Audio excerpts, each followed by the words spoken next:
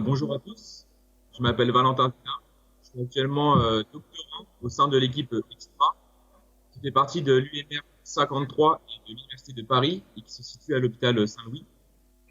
Et donc, je vais vous présenter mes travaux que je réalise sous la direction du professeur Sylvie Chevret et qui s'intitule Schéma d'enrichissement de population bayésien selon plusieurs biomarqueurs.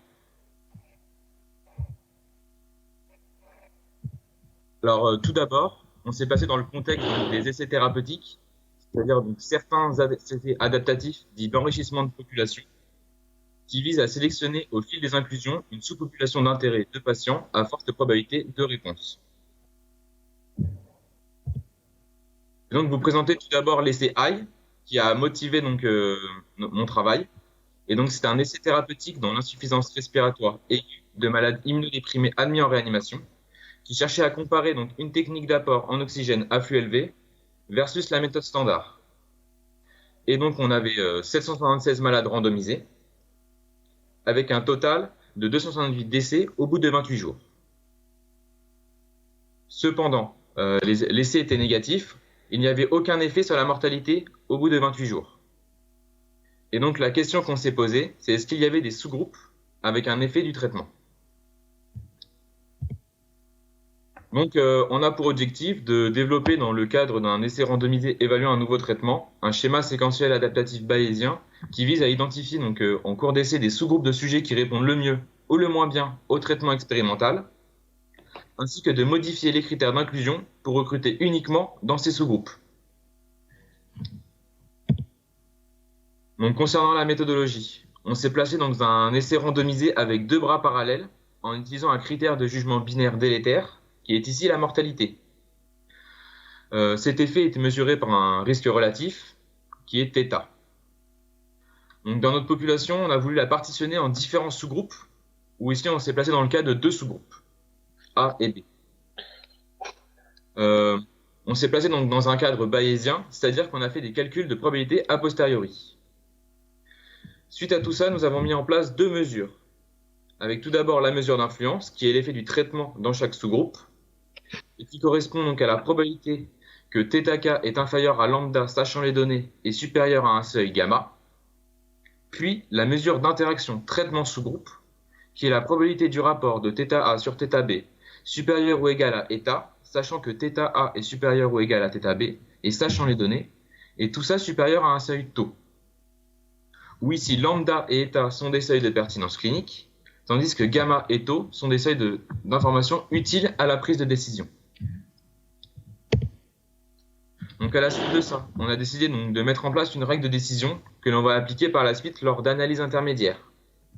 Donc si nos 2 probabilités, donc P1K et P2K, sont remplies, on va pouvoir enrichir dans le sous-groupe K s'il y a une efficacité dans ce sous-groupe et une détection d'interaction.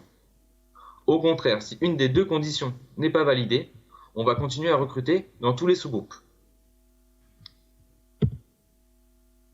Donc on a donc décidé de réaliser une étude de simulation qui avait pour but donc d'étudier et comparer les performances du schéma proposé selon les règles de décision qu'on a mis en place. Donc pour cela, on a créé 4 scénarios différents en termes d'effets thérapeutiques selon le sous-groupe et donc l'interaction.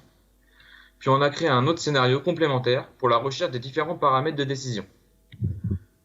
Donc comme vous pouvez le voir ici, j'ai modélé donc les différents scénarios avec les probabilités de décès, où dans le sous-groupe A, il n'y a pas d'effet du traitement, tandis que dans le sous-groupe B, il y a un effet thérapeutique qui augmente du scénario 2 à 4. Dans le scénario 1, il n'y a pas d'effet du traitement. Dans le sous-groupe B, il y a juste une différence pronostique entre le sous-groupe A et le sous-groupe B. Donc nous avons ici 400 sujets par bras, 2 sous-groupes qui sont équilibrés, ainsi que la randomisation qui est équilibrée avec une stratification sur les sous-groupes.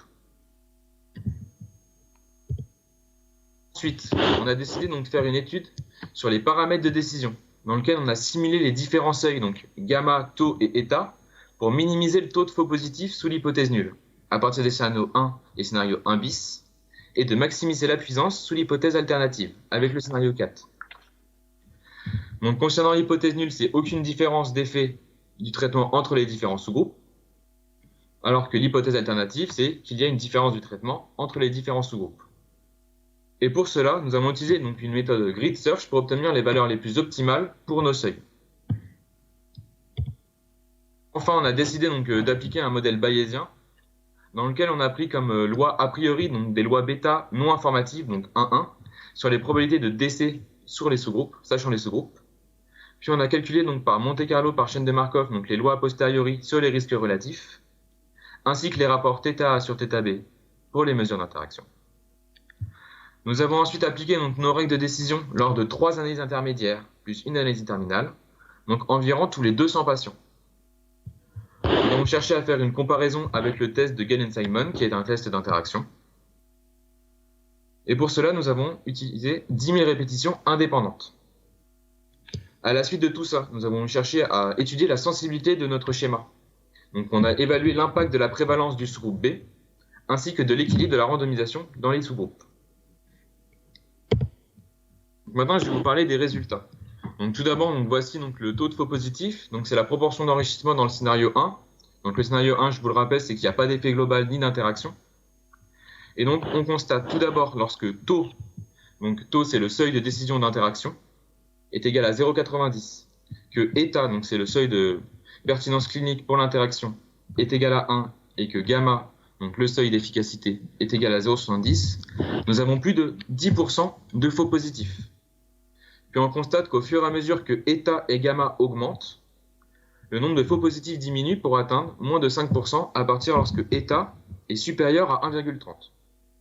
De même, lorsque taux est égal à 0,95, on constate qu'on a moins de 5% de faux positifs lorsque eta est supérieur à 1,25. Ensuite, donc pareil, mais avec le scénario 1 bis, où ici on a un effet global, mais toujours pas d'interaction. Et donc on constate que lorsque taux est égal à 0,90, qu'on a un taux de faux positif inférieur à 0,5% lorsque eta est supérieur à 1,35. De même, pour taux est égal à 0,95, on a un taux de faux positif inférieur à 5% lorsqu'il est supérieur à 1,20. Pour finir, donc voici le taux de vrai positif. Donc c'est la proportion d'enrichissement dans le scénario 4, où ici on a une grande interaction et un effet limité au sous-groupe B, où θB est égal à 0,4 et θA est égal à 1. Et donc on constate ici, lorsque taux est égal à 0,90 ou 0,95, qu'on a plus de 90% de puissance lorsque eta est inférieur à 1,55 et 1,45. Et donc, à partir des résultats qu'on a obtenus, on a pu choisir donc les différents seuils pour optimiser le taux d'erreur. Donc on a choisi lambda est égal à 0,8, eta est égal à 1,25, gamma est égal à 0,7, comme le préconise Morita dans ses études, ainsi que taux est égal à 0,95. Et donc on peut constater que sous l'hypothèse nulle, on a 3% de faux positifs dans le scénario 1, 3,6% dans le scénario 1 bis, et qu'on n'a plus que de 98% de puissance dans le scénario 4 sous l'hypothèse alternative.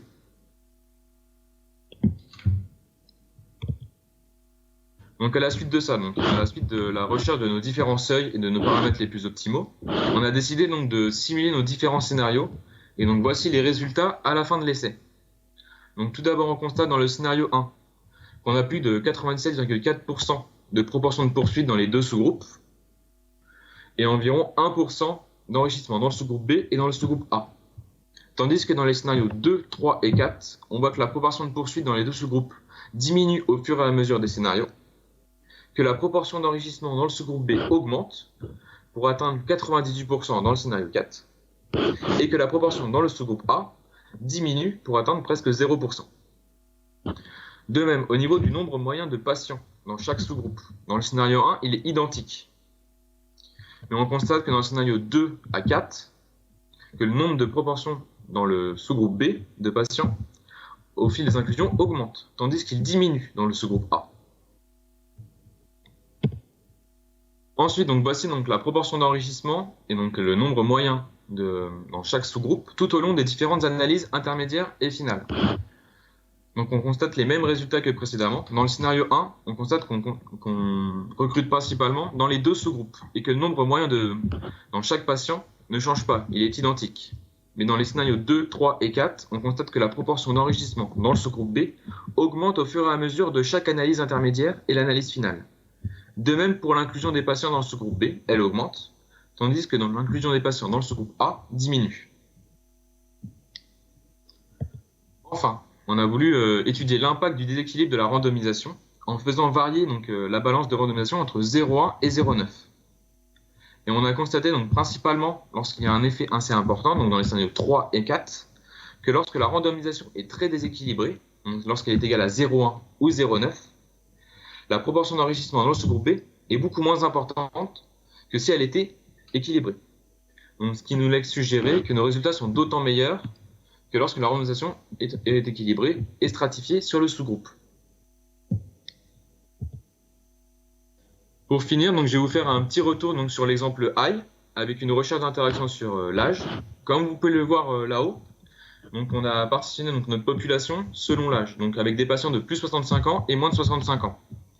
Et on a constaté que la proportion de décès à 28 jours, elle est augmentée chez les patients qui avaient reçu le traitement chez les plus de 65 ans, et qu'au contraire, elle diminuait chez les moins de 65 ans.